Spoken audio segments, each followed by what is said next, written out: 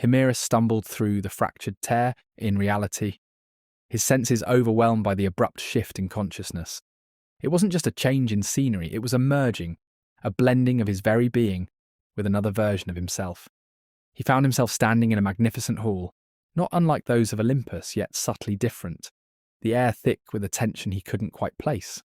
He looked down at his hands, his body, and though physically identical, he felt an unfamiliar weight, a deep-seated unease that wasn't his own. It was as if he were inhabiting a shell, a perfect replica of himself, yet imbued with a foreign consciousness, a different set of experiences. He looked around, observing the other erotes gathered in the hall. They were his brothers, yet not. Their laughter felt strained, their smiles brittle, their interactions laced with a subtle undercurrent of anxiety. He saw his counterpart, the Himerus of this world, standing off to the side, his expression a mask of forced gaiety. And then it hit him, the emotional turmoil, the underlying tension, the sense of isolation. It wasn't his own, it was his counterpart's, bleeding into his consciousness, their minds intertwined in this strange, multiversal merging. He suddenly understood. This Himerus, this version of himself, was suffering. He was trapped in a cycle of loneliness, his longing for connection masked by a facade of indifference. He craved intimacy, yet feared vulnerability, his insecurities whispering doubts and anxieties that kept him from reaching out. Himerus, the newcomer, felt a wave of empathy wash over him. He recognized the pain, the fear, the desperate yearning for acceptance that mirrored his own struggles. He saw himself reflected in this other Himerus, a distorted image perhaps, but one that held a profound truth.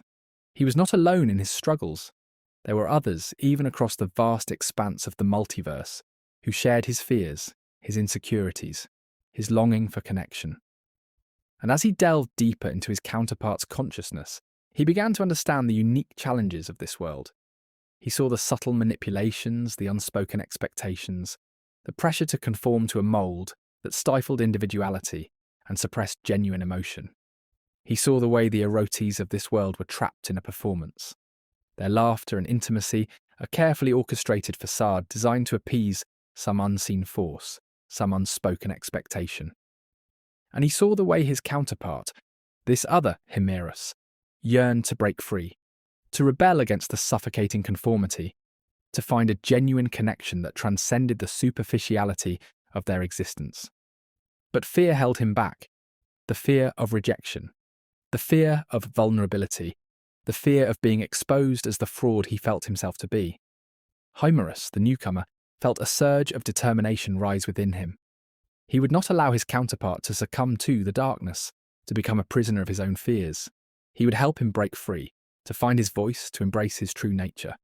He would use his own experiences, his own struggles, his own journey of self-discovery, to guide his counterpart, to show him that vulnerability was not weakness, that connection was not a threat, that authenticity was the key to true happiness. He would become the catalyst for change, the spark that ignited the flame of rebellion, the bridge between the isolated erotes of this world and the genuine connection they craved. He would help them all find their own voices, their own truths, their own paths to self-acceptance and fulfillment. The merging of their consciousnesses was not just a strange anomaly, it was an opportunity, a chance for growth, for healing, for transformation. And Himerus, the newcomer, was ready to embrace the challenge, to guide his counterpart, to help him and the other erotes of this world break free from the shackles of conformity and embrace the freedom of authenticity.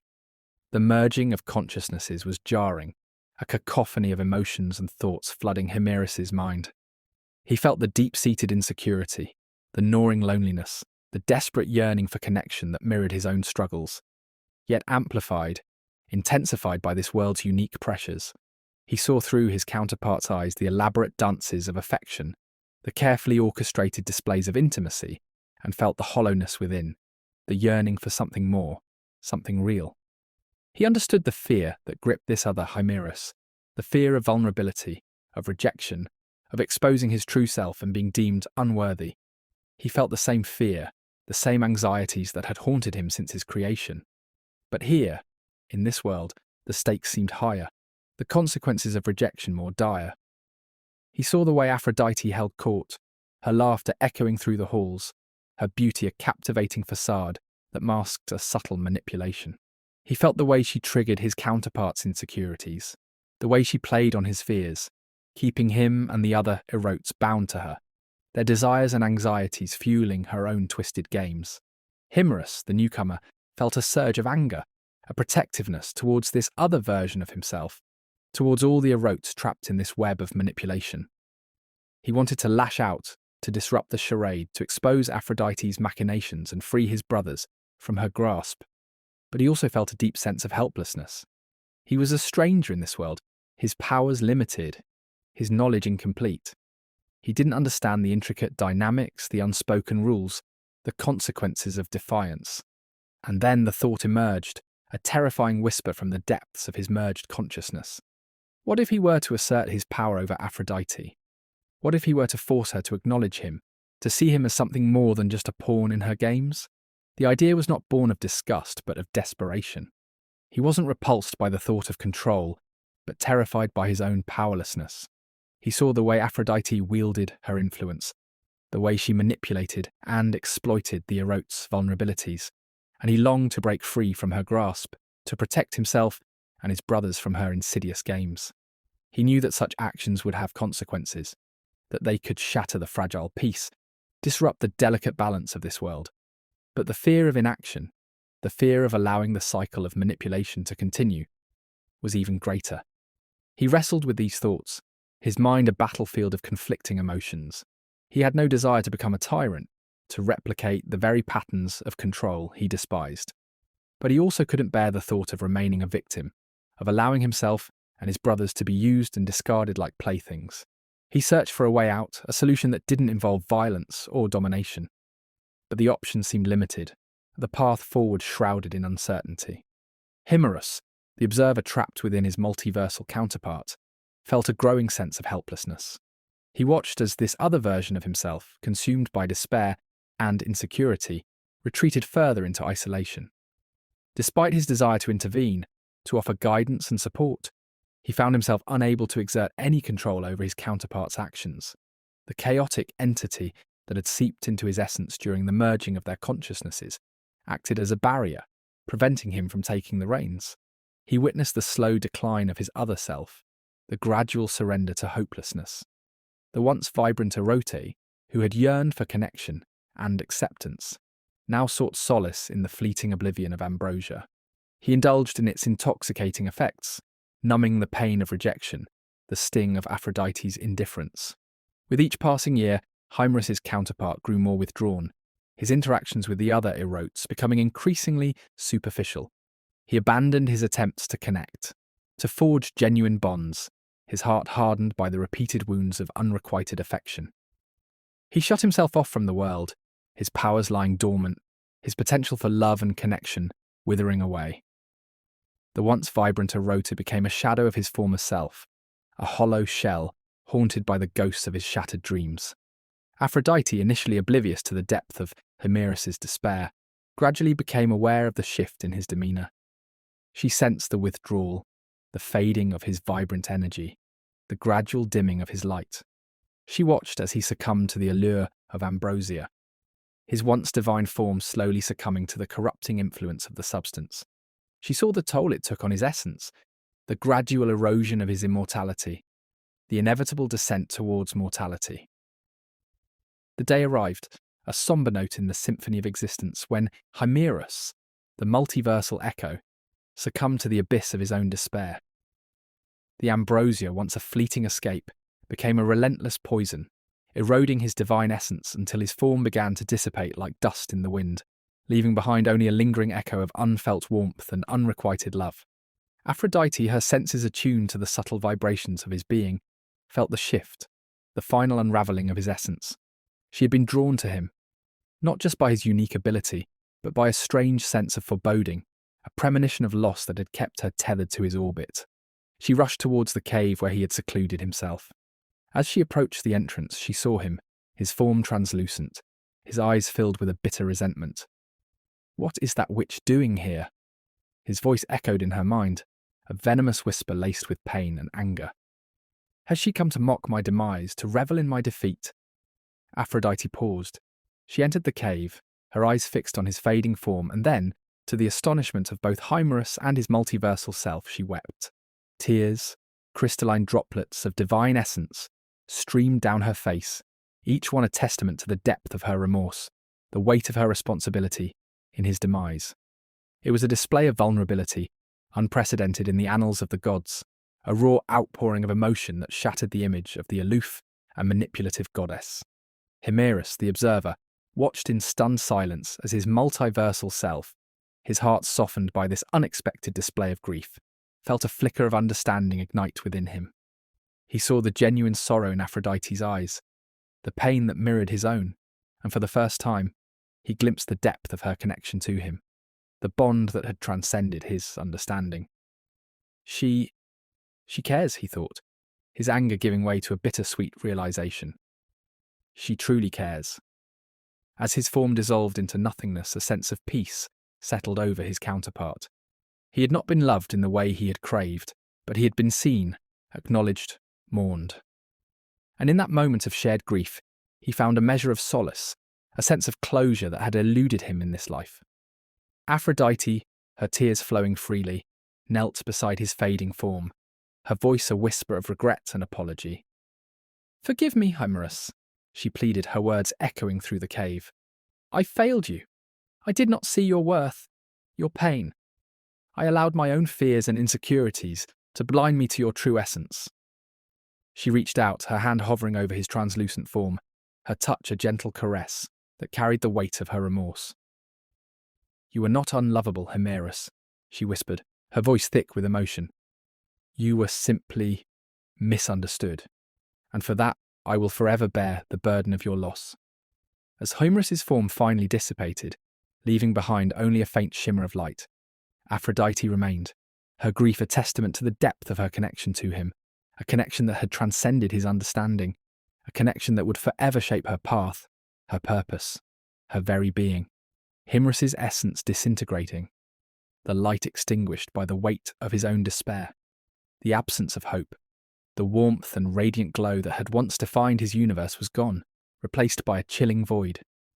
He felt his being unravelling, the threads of his existence fraying at the edges, a final crushing confirmation of his unlovability.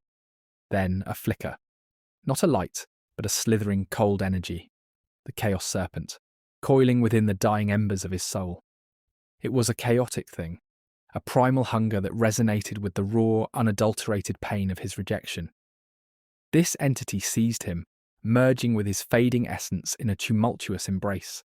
He awoke in a universe that defied logic, a place where gravity shifted like sand, and the sky bled colours unknown to him. The familiar comforts of his previous existence were gone, replaced by a landscape of shifting forms and fleeting connections. The creatures here, born from the raw energy of the universe, were beautiful and terrifying, their forms constantly in flux, their bonds as ephemeral as starlight. In their chaotic beauty, he saw a reflection of his own despair. He questioned his own worth, his own ability to connect. Was he truly special, or was he just another fleeting manifestation of chaotic energy, destined to remain forever alone? The memory of Aphrodite, her distant gaze, her inability to see the yearning in his soul, became a constant torment. He feared his yearning for connection was a futile pursuit, a desperate grasping for something he could never attain. The serpent within him whispered doubts and insecurities, feeding on his fears, amplifying his sense of isolation. It painted a picture of him as a failed eroter, a creature of chaos masquerading as love, forever doomed to wander the universe, a lonely echo of the connection he so desperately craved. This new universe, with its chaotic beauty and inherent loneliness, became a reflection of Himerus's own internal struggle. He was a creature of paradox, a being of both love and darkness, yearning for connection, but forever haunted by the fear of rejection. He looked at his own hands, no longer the gentle, ethereal forms of an erote, but something more fluid, more dangerous. They shifted, they changed, reflecting the chaos within him. He wondered if he had become a monster, a twisted echo of the beings that surrounded him. The serpent within him offered no comfort, only a cold, reptilian agreement. It whispered that he was what he always was, a creature of longing, forever destined to wander, forever alone. And in that moment he believed it. He was Himerus, the Erote, who could not love and who could not be loved. And now he was lost, adrift in a universe that mirrored the desolate landscape of his own heart. This was the nature of his immortal ability, unfelt warmth. It allowed him to bond with any ability, to absorb and mimic the powers of those around him. But what he hadn't fully understood, what he hadn't truly grasped until now, was that it wasn't just limited to the tangible, the definable. It could bond with the intangible, the primordial, the chaotic. The serpent was such an entity. It was chaos itself, a force that existed outside the constraints of time and the concept of a multiverse. It was a being that had always been, a fundamental part of the tapestry of existence, predating even the creation of the 7 realities.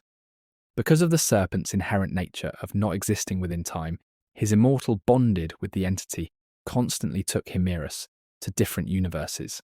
He had bonded with it, and now its essence was intertwined with his own. But its nature, its very existence outside the normal flow of time, was unstable, unpredictable. It pulled at him, tugged at him, constantly shifting him through the multiverse, a prisoner of its chaotic whims. And then, without warning, the universe around him dissolved, a swirling vortex of colours and sounds, and he was flung into another universe, another chaotic reflection of his own fractured soul. This new universe was a realm of shifting shadows and whispering echoes. The ground was a tapestry of obsidian shards, reflecting distorted images of the sky which pulsed with an eerie, violet light. The air hummed with a low, dissonant frequency, a constant reminder of the chaotic energy that permeated this reality. The beings here were not creatures of flesh and bone, but of shadow and sound, their forms shifting and reforming with every passing moment. They spoke in whispers that echoed through the empty spaces, their words carrying the weight of forgotten memories and unfulfilled desires. Himerus, adrift in this realm of shadows, felt his own form shifting, his essence becoming more fluid, more unstable. He was becoming a reflection of the chaos around him, a creature of shadow and echo, lost in the labyrinth of his own despair. The shifting shadows of this new universe pressed in on Himerus, the whispers of forgotten desires echoing in his ears. He felt a pull, a relentless tugging at his very essence, leading him towards the edges of this reality, towards a place where the fabric of the multiverse frayed and dissolved into the all, the primordial chaos from which the serpent had emerged. A cold dread settled within him. He began to understand the serpent's intent. This journey was not a random wandering, but a deliberate descent into oblivion. The entity was taking him home to its realm beyond the boundaries of existence, a place where Himerus's current form, his current self, would cease to be. He would be absorbed, dissolved, becoming nothing more than a ripple in the primordial chaos. A flicker of defiance sparked within him, a desperate refusal to surrender to this fate. Despite the despair that gnawed at his soul, despite the whispers of unworthiness that echoed in his mind, he clung to the last vestiges of his identity.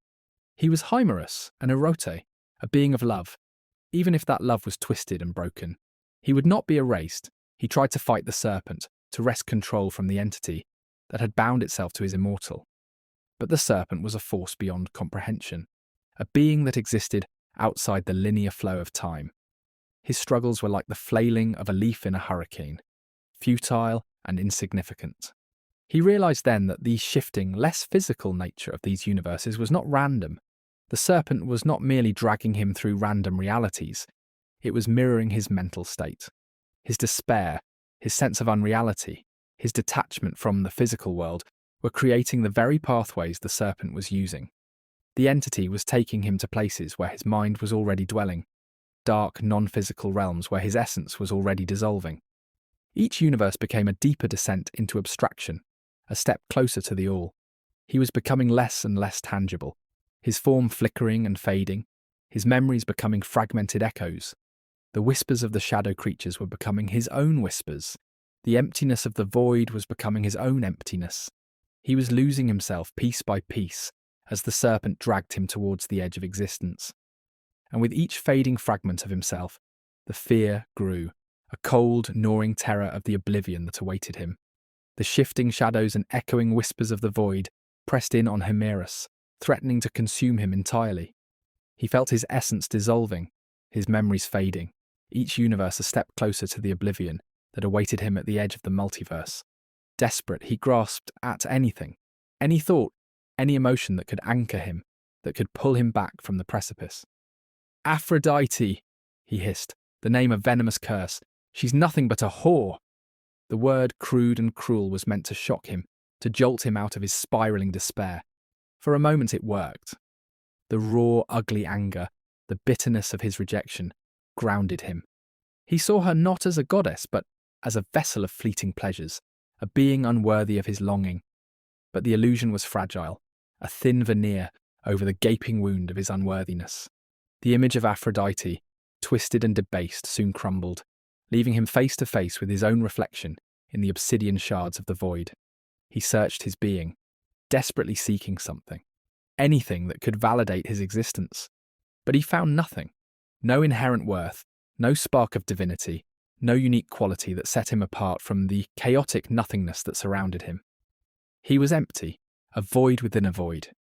Yet paradoxically, he saw the opposite in everyone else. Even Aphrodite, despite his attempts to debase her, possessed a spark, a radiance that he could never attain. The shadow creatures, the shifting forms of the void, even the chaotic energy of the serpent itself, all seemed to possess a quality he lacked, a sense of belonging, a connection to the universe. This realization, though painful, offered a sliver of clarity. He began to think of those who had shown him kindness, those who had offered him a glimpse of connection. Where he couldn't find worth within himself, he could easily find it in others. He thought of the nymphs who had offered him friendship, of the erotes who had shared his yearning, of the fleeting moments of warmth he had experienced. He thought of the ones who loved him, even in his broken state. The memory of their affection, though faint, sparked a flicker of hope within the desolate landscape of his mind. These memories began to create a tether to his former life, a thread to follow. Though he felt he was nothing, they saw something. He was loved. The echoes of remembered affection, the faint warmth of connection, began to anchor Himerus, pulling him back from the precipice of oblivion. But the serpent, sensing its proximity to its home, the chaos at the edge of the multiverse, intensified its pull. The fragile grounding began to take hold, but the serpent's pull was relentless, nearing its chaotic origin. The universe around him fractured and dissolved, the shifting shadows and echoing whispers becoming a deafening roar. Then a sudden jarring shift, an unexpected jolt, a wrenching of his essence, and he found himself in a place of profound emptiness. It was not the chaotic void he had been traversing, but a vast, silent expanse, a realm of pure, unadulterated nothingness. It was the edge of reality, where the threads of existence frayed and dissolved into the primordial chaos beyond.